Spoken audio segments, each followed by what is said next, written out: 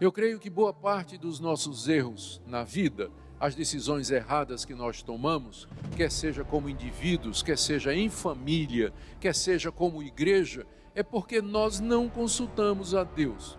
Tomar decisões é uma parte inevitável e crucial da nossa vida diária. Desde as escolhas mais simples até as decisões mais complexas e impactantes, estamos constantemente buscando orientação e discernimento. Como cristãos, desejamos que nossas decisões estejam alinhadas com a vontade de Deus, mas muitas vezes nos encontramos em meio a incertezas e dúvidas. Como podemos, então, discernir e tomar decisões que honrem a Deus e estejam em conformidade com sua vontade? No vídeo de hoje, vamos explorar um tema essencial para a vida cristã: como tomar decisões segundo a vontade de Deus. Este é um aspecto fundamental para aqueles que desejam viver de acordo com os propósitos divinos, confiando na sabedoria e direção de Deus para cada passo de sua jornada. Para nos ajudar a entender e aplicar este princípio, vamos ouvir um trecho de uma pregação do teólogo Augustus Nicodemos, baseada no livro de Josué. O livro de Josué é repleto de lições sobre liderança, fé e obediência. Josué, sucessor de Moisés, enfrentou muitas decisões críticas enquanto guiava o povo de Israel para a terra prometida. Através de sua história, aprendemos sobre a importância de buscar a orientação de Deus, confiar em suas promessas e obedecer seus mandamentos, mesmo quando enfrentamos desafios e incertezas. Não se esqueça de se inscrever no canal e ativar as notificações para não perder nenhum conteúdo importante.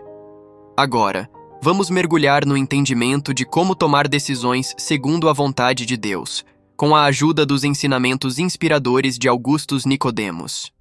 Então, quando Josué foi escolhido, lá em Números 27, a partir do verso 18, Deus disse a Moisés: toma Josué, homem em quem há o Espírito, e lhe impõe as mãos, e apresenta perante o sacerdote e toda a congregação, põe sobre ele a tua autoridade, para que o povo obedeça, e tu apresentarás Josué perante Eleazar, o sacerdote. Agora veja, o qual, por Josué, consultará segundo o juízo do Urim perante o Senhor.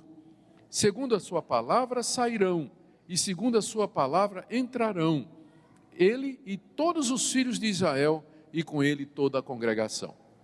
Preste atenção aqui no seguinte: no dia que Josué foi nomeado comandante da tropa, Deus disse a Moisés: toma Josué, leva ao sacerdote e diz a Josué: Josué, você vai consultar a Deus através do sacerdote toda vez que você for para uma guerra e toda vez que você voltar. Em outras palavras, não entre em guerra nenhuma sem antes perguntar a Deus, sem antes consultar a Deus através do sacerdote.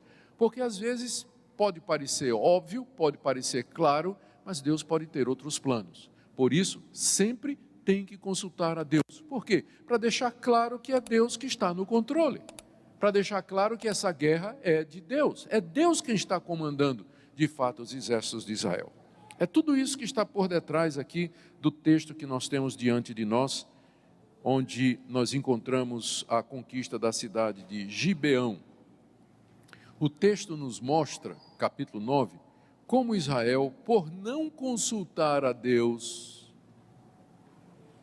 fez aliança com quem não devia, com os heveus, que era exatamente um daqueles povos, moradores de Gibeão, e que deveriam ser destruídos.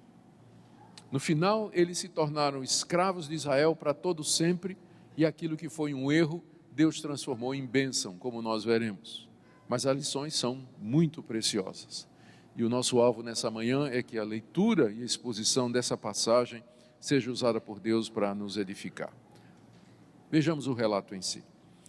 Primeiro, as notícias das vitórias de Israel provocam duas reações nos moradores de Canaã. Primeiro, um grupo de reis daqueles povos, ouvindo que a guerra estava chegando, eles resolvem fazer uma aliança para enfrentar um novo inimigo.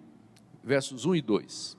Sucedeu que, ouvindo isso, todos os reis que estavam daquém do Jordão nas montanhas e nas campinas, em toda a costa do Mar Grande, defronte do Líbano, os heteus, os amorreus, os cananeus, os ferezeus, os heveus e os jebuseus, você pode acrescentar aí os girgazeus também, se ajuntaram eles de comum acordo para pelejar contra Josué e contra Israel. Aqui você tem a relação das 7 etnias que moravam naquela região. Brigavam entre si, eram reinos independentes, tinham os seus exércitos, combatiam entre si, lutavam pelas terras, mas agora estava chegando um inimigo mais poderoso. E o inimigo do meu inimigo, aliás, e quando nós temos um inimigo comum, aquele que é meu inimigo acaba virando meu amigo. Então eles fizeram aliança, disseram assim, vamos esquecer nossas brigas aqui, porque esse pessoal está chegando e vai tomar a terra nossa. Então vamos nos preparar para a guerra. Então eles se juntaram para resistir à nação de Israel. Mas teve um outro povo que pensou e disse, nós não vamos dar conta de enfrentar esse exército de Israel, porque já derrubaram Jericó, já derrubaram Betel, já derrubaram Ai, do outro lado do rio já derrubaram 2 reinos, então nós não vamos dar conta de enfrentar esse pessoal não, nós vamos fazer outra coisa. Verso 3, os moradores de Gibeão era a capital dos heveus, eles estavam localizados a 3 dias de viagem de onde estavam os exércitos de Israel. Os moradores de Gibeão, que eram os heveus, ouvindo o que Josué fizera com Jericó e com Ai, usaram de estratagema, e foram e se fingiram embaixadores, e levaram sacos velhos sobre os seus jumentos, e odres de vinho velhos, rotos e consertados, e nos pés sandálias velhas e remendadas, e roupas velhas sobre si, e todo o pão que traziam para o caminho era seco e bolorento. Ou seja, esse pessoal resolveu usar de esperteza. Eles perceberam que a guerra era perdida. Então o que é que eles disseram? Provavelmente eles sabiam do que Deus tinha dito a Moisés, que os povos de longe podiam fazer um acordo, os dali tinham que ser mortos. Então eles se fingiram embaixadores de uma terra muito distante e se fantasiaram, né? Pegaram o jumentinho mais cansado, botaram a mala mais velhinha, botaram a roupa bem velha, aquela sandalinha já gastada, né? Que já aparece, já desapareceu inclusive a marca, o pão bolorento, e se fingiram de cansado e foram chegando, marcharam e chegaram lá no acampamento de Israel. Verso 6, foram ter com Josué ao arraial, a Gilgal, que era a sede do quartel, e disseram a Josué e aos homens de Israel, chegamos de uma terra distante. Mentira, eles estavam a 3 dias de viagem, mas a mentira foi essa, nós viemos de uma terra distante, fazei pois agora aliança conosco. Aliança significaria que haveria paz entre eles e a nação de Israel, portanto não tinha risco de guerra. E os homens de Israel responderam aos heveus, porventura habitais no meio de nós, como pois faremos aliança convosco? Houve uma desconfiança, né? Eles olharam assim e disseram, mas será que é mesmo? Será que esse pessoal é de longe mesmo? Verso 8, então disseram a Josué, somos teus servos. Então lhes perguntou Josué, quem sois vós? De onde vindes? Responderam-lhe, teus servos vieram de uma terra muito distante, por causa do nome do Senhor teu Deus, porquanto ouvimos a tua fama e tudo quanto fez no Egito, e tudo quanto fez aos 2 reis dos amorreus que estavam da além do Jordão, Seom, rei de Esbom, e Og, rei de Bazã, que estava em Astarote. Pelo que os nossos anciãos e todos os moradores da nossa terra nos disseram, tomai convosco provisão alimentar para o caminho, ide ao encontro deles e dizei-lhes, somos vossos servos, fazei, pois, agora aliança conosco. Esse nosso pão tomamos quente das nossas casas no dia em que saímos para vir ter convosco, e ele aqui agora já seco e bolorento. E esses odres, que eram sacos de couro de bode, esses odres eram novos quando os enchemos de vinho, e eles aqui já rotos, e essas nossas vestes, estas nossas sandálias já envelheceram por causa do muito longo caminho. Essa foi a mentira que os gibeonitas contaram. Eles eram heveus, não queriam morrer, não queriam ser destruídos, sabiam que se fosse para o pau, para a briga, eles iam perder, então usaram esse estratagema. E era um estratagema bonito, porque dizia assim lá no meio: nós ouvimos falar do Deus de vocês, de como esse Deus é poderoso, como Ele deu a vitória a vocês. Nós queremos servir esse Deus também, nós queremos fazer parte de vocês, façam uma aliança conosco, nós vamos servir a vocês, não fazemos questão. É melhor ser escravo do que morto, né? Como diz o livro de Provérbios, é melhor um cachorro vivo do que um leão morto. Então eu prefiro ser um cachorro vivo do que um leão morto. Vamos, faça acordo conosco. E aquilo mexeu no coração do povo de Israel. Então, verso 14, nós percebemos aqui que o povo cometeu 2 erros, então, diante daquele discurso. 14, então os israelitas tomaram da provisão e não pediram conselho ao Senhor. Eles ouviram a conversa e, além disso, o jumento dos gibeonitas estava carregado de bens, presentes. Os israelitas encheram o olho. Não, tá tudo batendo, né? Além do mais, tem aí esses presentes que eles estão trazendo. E, em vez de consultar a Deus, como Moisés tinha dito a Josué, você não vai nem vem sem consultar a Deus, eles tomaram a decisão por conta própria.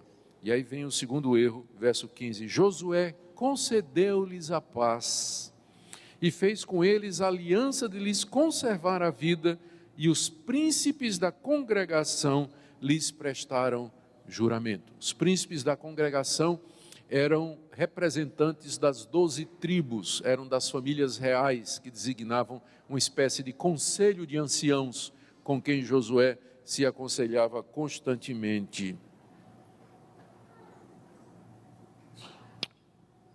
A partir do verso 16, nós lemos como a mentira foi descoberta e qual foi o resultado.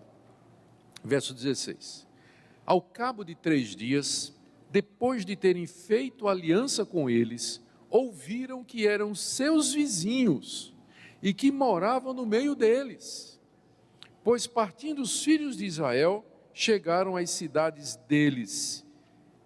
Ao 3º dia, suas cidades eram Gibeão, Sefira, Beerote e Quiriate Jearim. Ou seja, era uma confederação de cidades que estava a 3 dias de viagem. E olha, Gibeão não era uma cidade fraca não. Se você for aí para o capítulo 10, verso 2, diz assim, Gibeão era cidade grande, como uma das cidades reais, e ainda maior do que Ai, e todos os seus homens eram valentes. Era um subfeudo, era um ramo dos heveus, tinha o seu próprio reino lá, e Gibeão era a capital. Os israelitas marcharam 3 dias para tomar aquelas cidades, e quando chegaram lá disseram, mas peraí,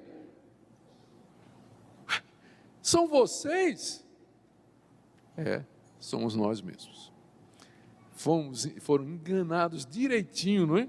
Enganados direitinho.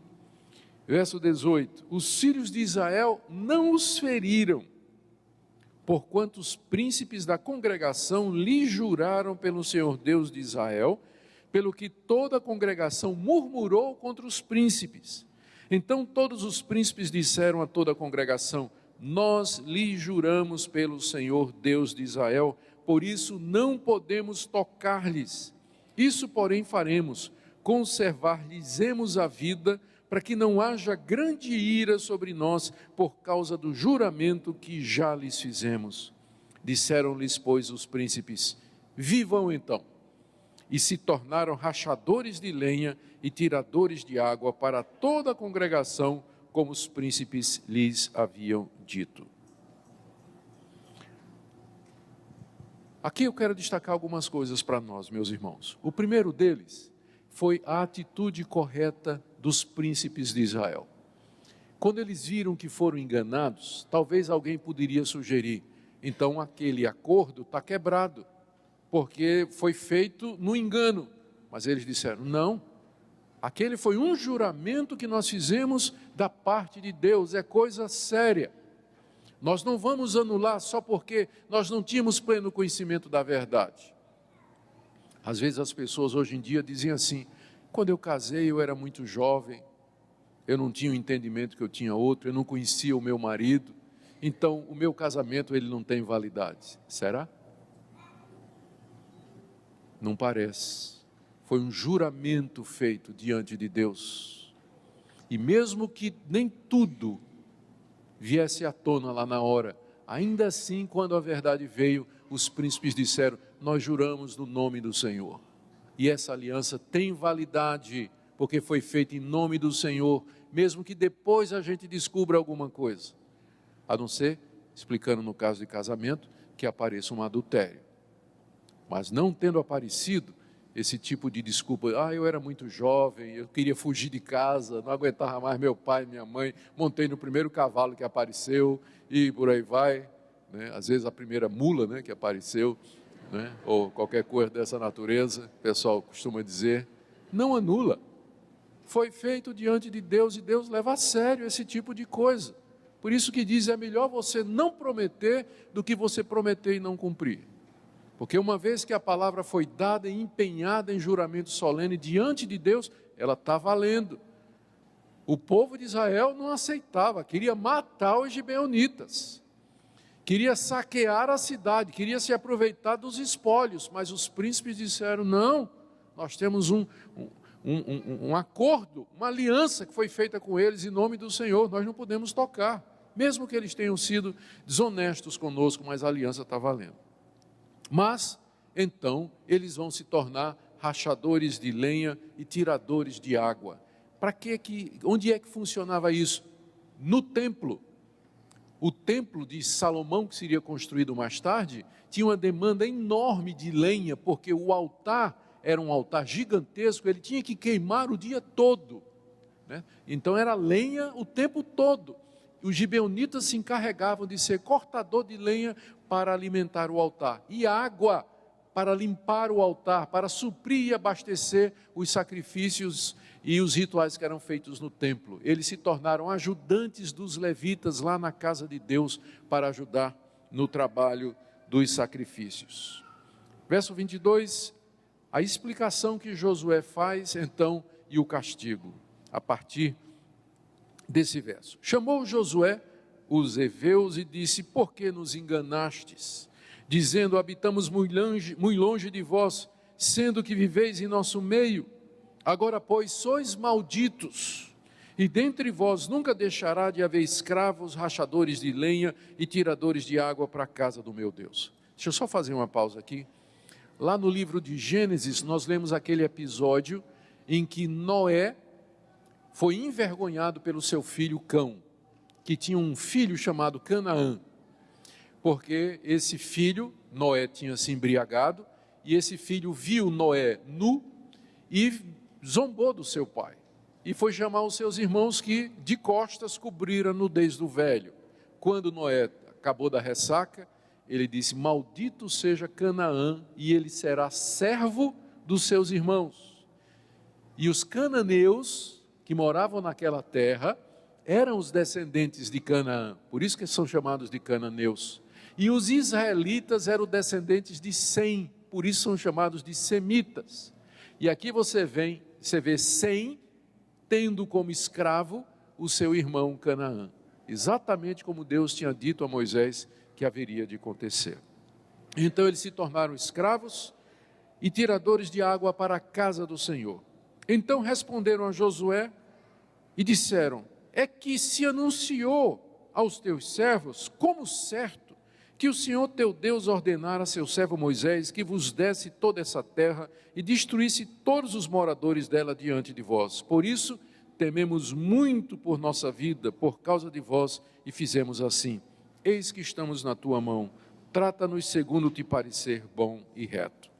Assim Josué lhes fez, e livrou-os das mãos dos filhos de Israel, e não os mataram.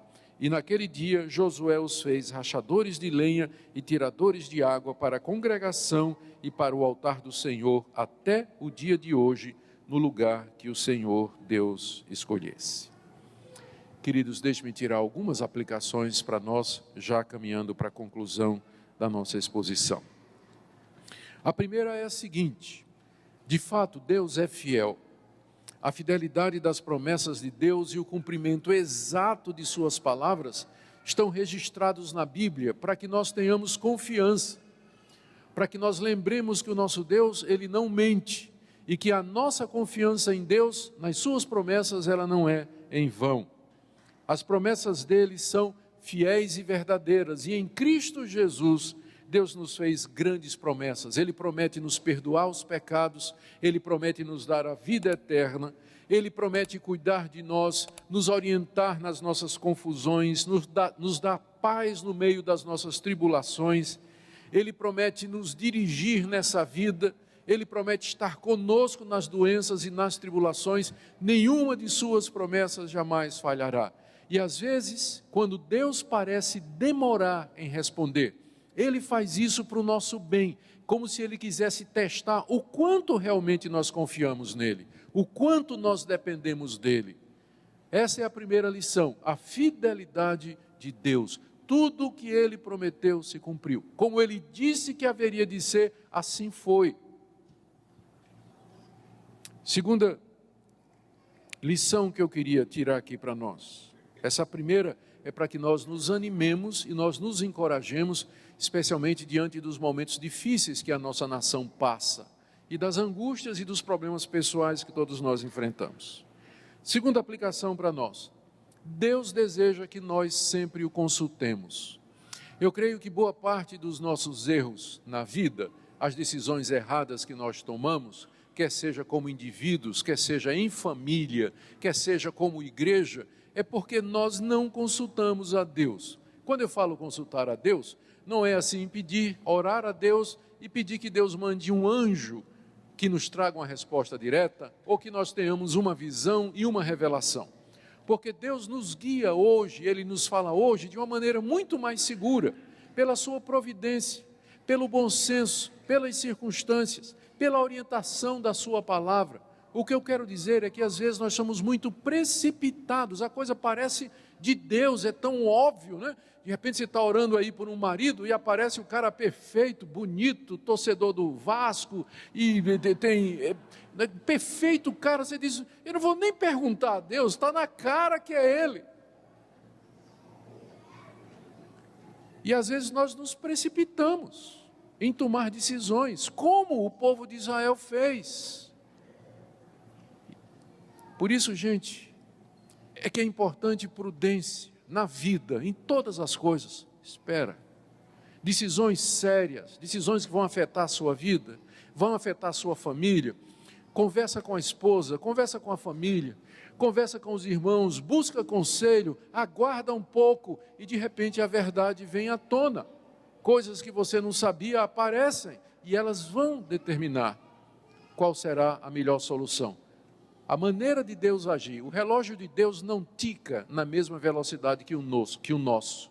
Vocês sabem que Ele disse que um ano para Ele, um dia para Ele é como 1000 anos, né? E 1000 anos como um dia. Então, o relógio de Deus não bate da mesma forma que o nosso. E nós temos pressa, queremos às vezes ver as coisas resolvidas na hora. Mas tenha paciência, aguarde em Deus, busque a presença de Deus, medite na sua palavra, ouça bons conselhos. Não seja duro de coração, mas escute a palavra de Deus, porque senão você vai tomar decisões erradas, como foram tomadas aqui. Terceira lição para nós.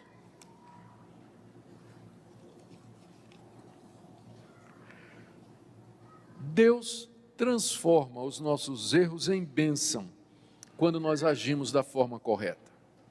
Eu creio que dessas lições todas, essa daqui é a que é mais próxima ao nosso coração, não é? O que aconteceu aqui? Aquilo foi um erro. Eles fizeram aliança com os heveus, se precipitaram, não consultaram a Deus. Estava feito o erro. E agora? O erro estava feito. E agora? A nação de Israel tomou a decisão correta. Nós vamos assumir o erro. Fizemos a aliança, ela está feita. Nós erramos, é verdade. Erramos diante de Deus, falhamos diante de Deus, mas nós empenhamos nossa palavra e nós vamos assumir as consequências. E o que é que aconteceu? Aquele povo fingido, que veio com aquele estratagema, acabou sendo os frequentadores do templo. Aquele pessoal que era idólatra, que adorava outros deuses, agora teve o privilégio de servir na casa do Senhor. É verdade que eles estavam cortando lenha e tirando água, mas em todo o sacrifício eles estavam lá. Estavam vendo os sacrifícios, ouvindo os sacerdotes explicar a lei de Deus, os levitas cantando os salmos e os louvores de Deus. Eles estavam lá, cresceram no meio de Israel.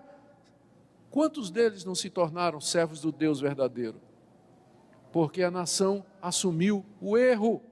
Eu não vou dizer arrependeu-se, porque a palavra arrependeu-se não está aqui no texto, mas o fato de que eles assumiram o erro que eles tinham feito, indica que de coração eles disseram, nós erramos, mas nós vamos fazer o que é certo, vamos manter a nossa palavra. Meus irmãos, eu creio que esse é um princípio que vale para nós também. Anos mais tarde, o rei Salomão pecou contra Deus, aliás, o rei Davi pecou contra Deus. Ele adulterou com a mulher de um general, mandou matar o general, porque a mulher engravidou. Deus, ele se arrependeu quando o profeta Natã foi confrontá-lo. Deus disse, você está perdoado, mas como castigo, seu filho vai morrer. Mas aí, o filho morreu, Davi lamentou, chorou, se arrependeu diante de Deus, se levantou, tomou aquela mulher como sua esposa, ela agora podia, não é? Viúva. E nasceu um filho, e a Bíblia diz, Deus amou aquele filho. Sabe quem era aquele filho? Salomão. Ou seja, Deus havia perdoado Davi. Na hora que Davi se arrependeu, confessou e assumiu, Deus o perdoou de tal maneira que o segundo filho daquela relação foi aquele que Deus escolheu para ser o que se assentaria no trono de Israel e de quem viria o Messias. Da mesma forma que a nação de Israel, e da mesma forma nós no dia a dia.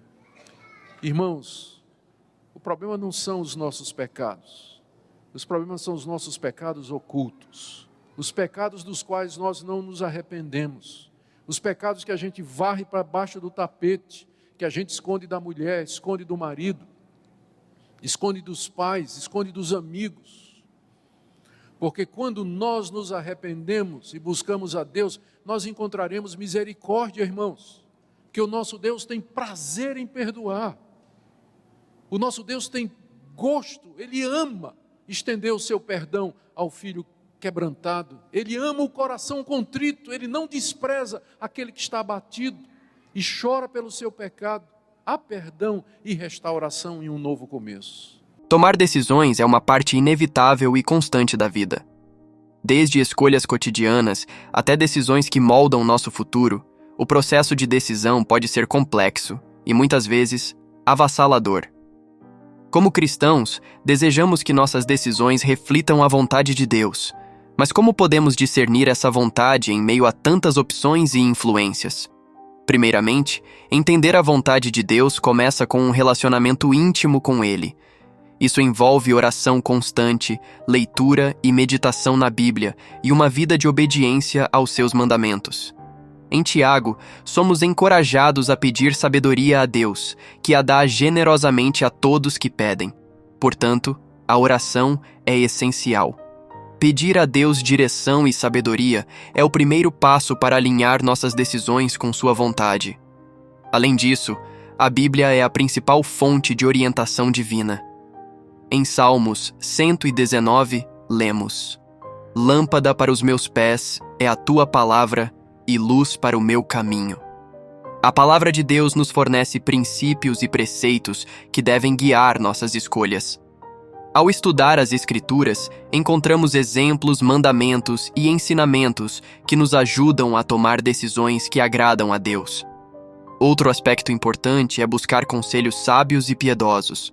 Provérbios 11 nos diz que, onde não há conselho, o povo cai, mas na multidão de conselheiros há segurança. Conversar com líderes espirituais, amigos cristãos maduros e familiares que compartilham nossa fé pode nos fornecer perspectivas valiosas e nos ajudar a ver as coisas sob uma luz diferente. Também é crucial prestar atenção às circunstâncias e à paz interior. Deus pode usar as circunstâncias ao nosso redor para nos guiar, abrindo e fechando portas conforme sua vontade. Além disso, Filipenses 4 fala da paz de Deus, que excede todo o entendimento e guarda nossos corações e mentes. Se após oração e reflexão sentimos paz sobre uma decisão, isso pode ser um indicativo de que estamos no caminho certo. Por fim, é importante lembrar que a vontade de Deus nem sempre é revelada de forma imediata e clara. Às vezes, Ele nos chama a dar passos de fé, confiando que Ele nos guiará mesmo quando o caminho à frente não está totalmente iluminado. Em Provérbios 3, somos exortados a confiar no Senhor de todo o nosso coração e não nos apoiarmos em nosso próprio entendimento. Em todos os nossos caminhos devemos reconhecê-lo e Ele endireitará nossas veredas. Tomar decisões segundo a vontade de Deus é um processo que exige paciência, discernimento e uma disposição contínua de buscar e seguir a orientação divina. À medida que cultivamos um relacionamento mais profundo com Deus, aprendemos a ouvir sua voz e a confiar em sua direção, sabendo que Ele deseja o melhor para nós e nos guiará no caminho certo.